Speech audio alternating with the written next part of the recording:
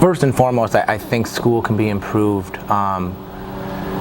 with a little bit more student focus. I know students come in and they just want to get it done, but if they were more willing to be acceptable to like what teachers are offering and different types of lesson plans and different tools that we've been implementing to help with education and help with the learning, I feel if students are more acceptable or just receptive to the stuff we're trying to do in the classroom. Not everything is fun and exciting, but some things are really effective, and if students just bought in a little more, I think it would be better learning for them at least.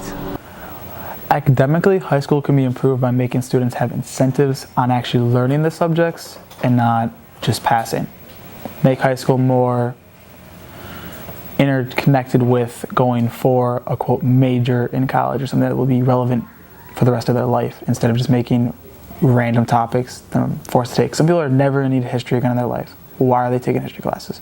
Some kids might never need to know geometry or trigonometry. They might only need to know basic algebra. So why are they going beyond what they need?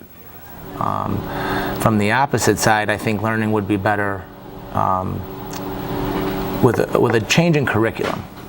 The state comes up with the curriculum and lesson plan that they tell them will be on a final exam if there is a Regents exam. And I'm only specifically talking about public schools because private schools do not need to take Regents exams. But in a public school, a teacher is told what they need to teach, key topics, and they can extend on it or not extend on it based on the time period that they're given. So they do have some freedom with it, but this teacher's job is to prepare the student for the final exam that either they give out or the state gives out, or the AP exam, which is countrywide, like nationwide. They have to stick by those guidelines in anything, not even in high school, even in college. Teachers have certain curriculum that's used for the final exam. So should they really have leeway? Not necessarily, just because they already are given enough, because they're told what they have to do a year in advance so they can do their lesson plans for what they want to hit over the course of the year. I think we skim the surface, at least in global studies. There's just so much content to cover that, it's, I've even heard a teacher say this, it's like a mile wide, but an inch deep, as opposed to maybe a half a mile wide, and, we go 10, 20 feet deep and, get more in depth and better understanding, as opposed to just, throwing things out and hoping it sticks with the kids and just preparing them for an exam. So I feel it's from both ends, whether it's curriculum or students buying in, but there's got to be some common ground that I think we can improve, like learning in the district, at least just overall. So some students, while lesson planning can be hard from this, because some topics say it's learning nuclear chemistry. Some people can get it instantly. That's how I was. I got it instantly. First day, I was already really good at it. Some people, it took them a few days just to grasp the concept of adding neutrons, getting rid of electrons, stuff like that. But that's not really it. Some students will learn a certain topic at a quicker pace than other students. It's not necessarily the teacher's fault, just because our mind will determine if something's more important than the other thing to remember. That's where it's the students to try to determine if they believe they need to learn it, which is them studying more. I don't really study, I should.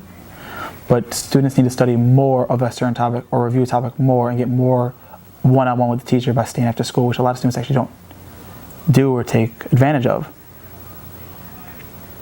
So just to put it up, is some topics, teachers teach all the topics relatively at the same pace that they believe that the students will be able to grasp it. In my math class, we'll spend, let's say, 6 days on one topic, and the next topic could be 2 days. It just all depends on how much material is inside of that lesson and how long it takes for a student to grasp the concept. And then from like the teacher perspective, once again, just, trusting the students and trying to build relationships so that we know what to help and what areas to hit, which, hopefully will kind of get a little bit more motivation from students' angles.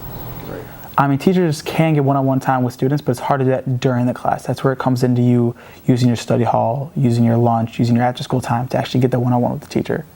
Because they can give you it during class, but it's only a limited amount of time. And they have to give it to every single student.